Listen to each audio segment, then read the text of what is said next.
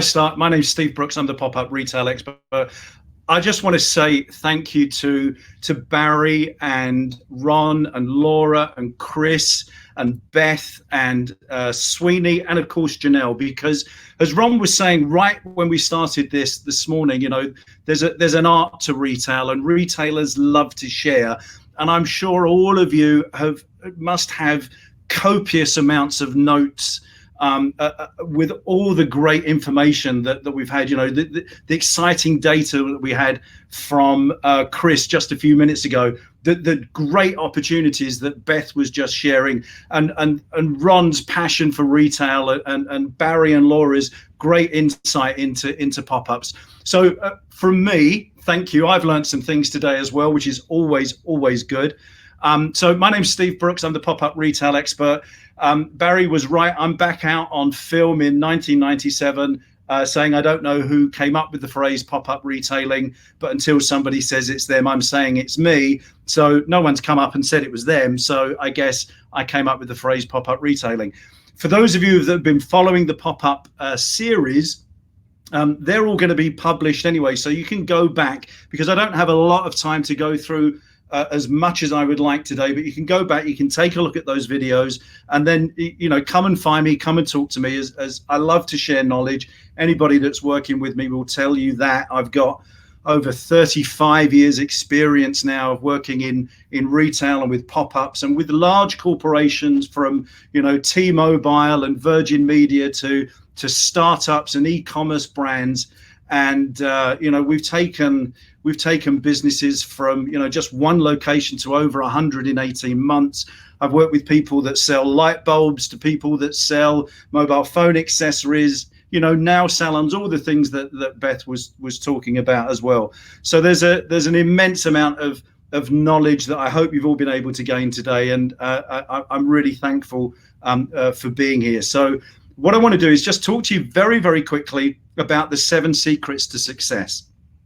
And you'll have gained a lot of information today from the other speakers, but I just want to outline what those buckets look like, those buckets of information. And yes, we talked about you know, location being so important. Just like when you're buying a house, location.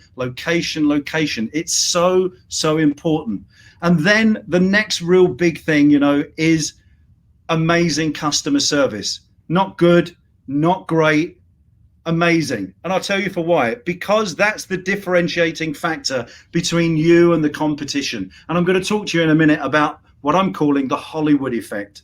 Okay, so from there, what's the next thing that's important? And Barry spoke about this with such eloquence today, about the team, about making sure your team is motivated, making sure that you choose the right people. As business owners, as entrepreneurs, the people that you employ are never going to feel the same depth of passion that you are. Okay, you just have to accept that. But you can bring them with you on the journey. You can motivate them. You can incentivize them. You can put, you know, the real determination in them to succeed every day, and turn up with that smile and turn up with that knowledge. So motivating them, incentivizing them, and training them to cross-sell, upsell, understand the product, but at the end of the day, to offer amazing customer service. And we'll talk a little bit more about that when we get to the Hollywood effect. So from there, what we want to look at is also maximizing that opportunity.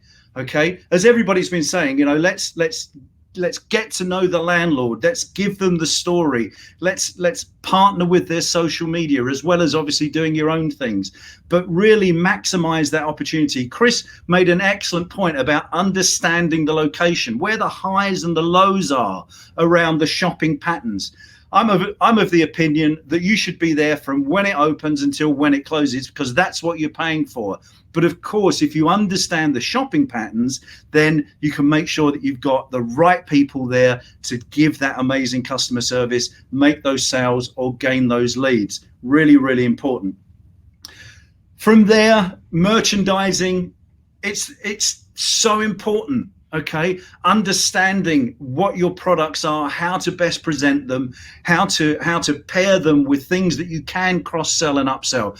It's no surprise, as Beth was just saying, that the young lady who'd been to worked with Abercrombie and Fitch, people wanted to jump onto straight away because yes, she's got that knowledge. So merchandising your products, showing them in the best possible way that you can, is crucial, absolutely crucial. And then knowing what your niche is. So knowing your products, knowing what your inventory is like, knowing what your supply chain is like. So, so important. And our final secret to success is, of course, planning. From right at the start, planning. 90-day plans around your marketing, your recruiting, your training, your incentivizing, your merchandising, your opening, your staffing, your business plan.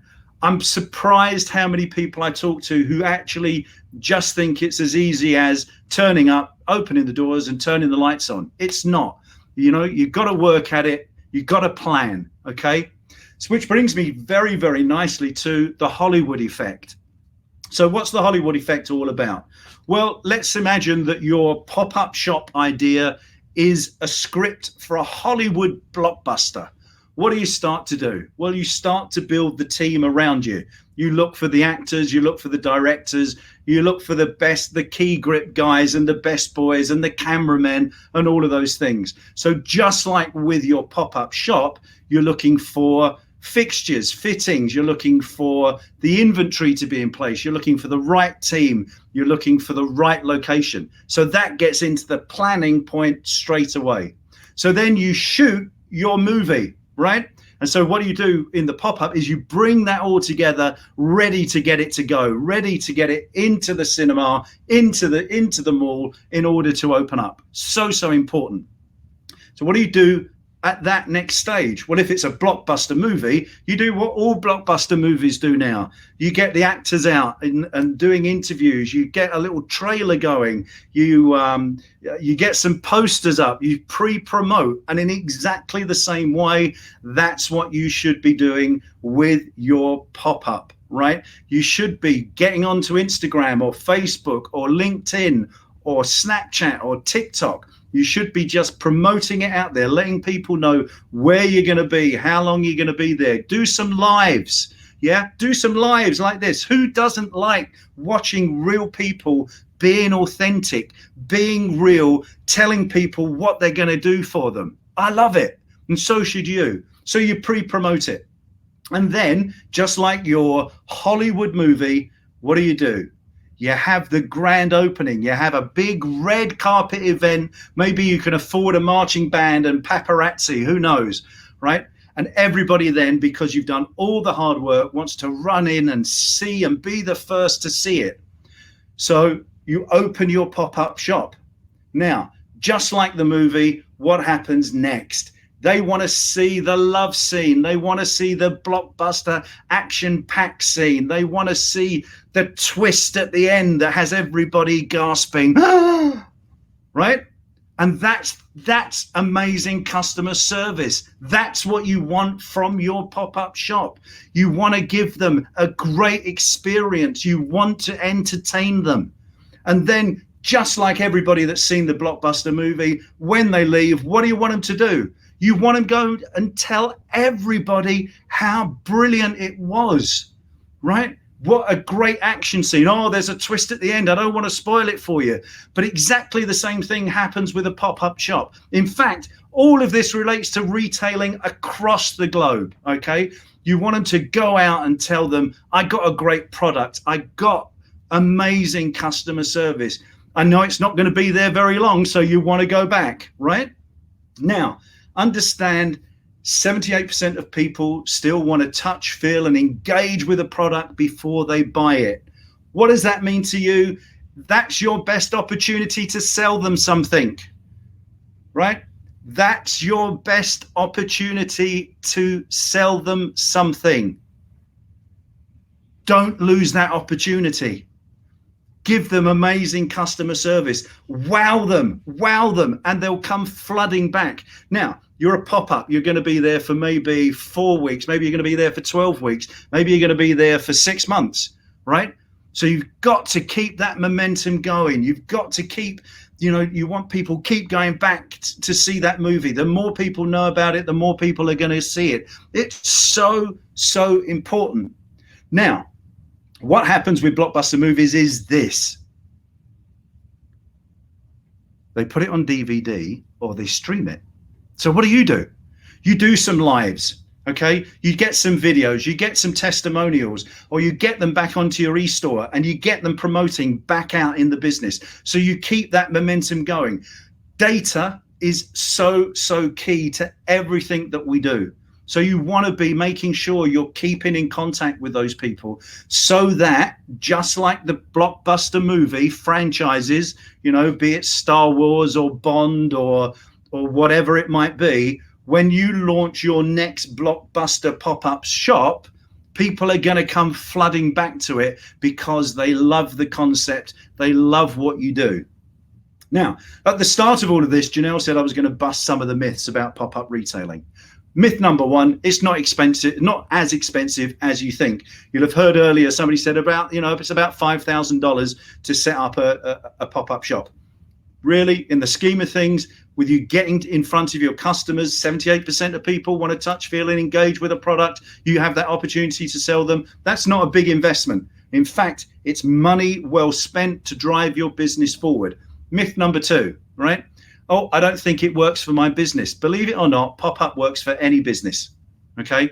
It's been around since the beginning of time. We used to call them markets, souks, and bazaars, okay?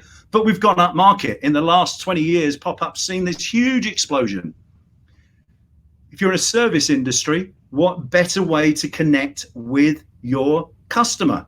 What better way to qualify your customer about, coming to see them, to talk about their guttering or a new garage door? If you've got a new product, what a great way to test your new product. If you've got a new retail concept, it's a great way to test before you invest. If you want to know if a location's going to work for you, it's the best way to see if a location works. Now, caveat to that is this. Just because it works in one shopping center, shopping mall, doesn't mean it's going to work in the next nearest one 10 miles down the road. Why? Because the demographic might be different, the retail mix might be different, the location of your pop-up might be different. So you really need to understand the science. You really need to understand the data. You really need to have a dashboard about when your sales are, what's your average sale, what products are being sold, when are you selling them, okay? And then you match all of that data with the next location. That's why we were able to grow a business from 1 to over 100 in 18 months, because we understood the data and we took the customer through the journey. Myth number 3, okay, is always, I can't find anybody to man my stand. Well, as you'll have heard, you've got friends and family that you can go to. I've seen people run ads in actors and actresses magazines, because believe it or not, out of work actors and actresses really do make good salespeople, because for them, it's another part, right? So they're really good at that sort of thing. But use that opportunity of working with the landlord. Maybe they can get your vacancy onto their website. A lot of malls do that now. Right, there are lots of free sites. You can post things for free on Indeed or some of those other sites where you can get people to come on board. And believe me, if you're passionate about your business, if you are really, really set on being a success, and you can pass that on and you can pass that enthusiasm onto your team, then you will be a success. Okay. Myth number 4. Is generally around space. Okay, I've got to take a lot of space if I want to do a pop-up. Actually, you don't. Sometimes you can have a very small space on the mall where you can have a pull-up banner and a desk and talk to people, if that's what you're doing in a service industry. Sometimes you can find an inline store. Sometimes they're huge. Sometimes they're small, right? But believe me, where we are in retail at this point in time, coming out of an epidemic, right? They really want people to have a great experience when they come back to shop. So they're going to work with you. They're going to try and find ways that they can attract great brands, great startups, great individuals, great services into their mall. Because, and I'm talking to you landlords now, if you're listening, just like pop-ups have the Hollywood effect, so should you guys too, right? Really, really important in my book. Partnerships with pop-ups and shopping malls is so important. A mall can become a retail incubator for taking that first pop-up experience into a permanent inline store. It's happened loads of times. Beth's seen it hundreds of times. I've seen it hundreds of times. When landlords invest in the people that are doing the pop-up, and when the pop-up invests in their product and the relationship with their mall, it works. It works. I want to tell you a very quick story about one of my favorite pop-ups, because it's actually it always surprises me, and it's to do with light bulbs. We were approached by a man who had a very small shop off the beaten track, as we say in the United Kingdom, so down a little side street, that just sold light bulbs. It had been around for a long time, and it was fast going downhill. And he was looking at ways that he could just, like, you know, get out of the business, get rid of his inventory, okay, and make some cash and kind of, you know, leave with some dignity. So we came up with a strategy about him running a pop-up shop in the right mall for him, right location, right price. And within, I think, 3 months, we had booked out a whole year's plan for the guy, because his business suddenly took off. Now, over the next 5 years, he made more profit than he'd made in the previous 10. And now he still uses that shopping mall, or has been using that shopping mall so many times a year now. I think it's on average around 13 times a year. He's increased his product range. So not only now does he sell light bulbs, but he sells little tools and batteries and things. He did the right thing with his marketing. He got professional signage made. He's adapted his offer, and he's actually now enthused about his business. He's created an online store as well in the last few years, and is also just has this whole new revitalized enthusiasm for what he's doing. What does that mean if you're over inventoried? Well, if you just want to get out of a business, pop-up's a great way to go and sell it somewhere else that people don't know you, and sell it off cheap and get out of the business if that's what you want to do. But is it a way of reinvigorating your business? Absolutely, absolutely. Pop-ups work, okay? No question about it, 100%. If you put in the dedication, it's going to come back to you, okay? So I've waxed on lyrical for a long time. I'd love to know what questions you've got. I love being challenged by this. The beauty, I think, of being a retailer is we're passionate about what we do. Okay, and for those of you who've heard this story before, I apologize, but it never ceases to amaze me that when I go and do visits and either walk around malls or walk through big retailers, because we're looking at how we can monetize some of the space, right? People come up to me to ask me questions about the environment I'm in. Now, maybe it's because, you know, I don't know, I have a retailer's face, whatever that might be. But I guess once a retailer, always a retailer. And I can tell you from all of the people that you've heard today, we are all passionate about retailing. We are all passionate about how we can help people and grow people's businesses and just bring together and collaborate with great individuals. So that's me off my soapbox, as we say. I think we've got some questions here. Let's have a look. You love the correlation between a Hollywood movie and great retail. Thank you, Ron. I really believe it. And it came to me, you know, just a few months ago, because I was, in spite of what you're hearing in the press, okay, retail is not dead.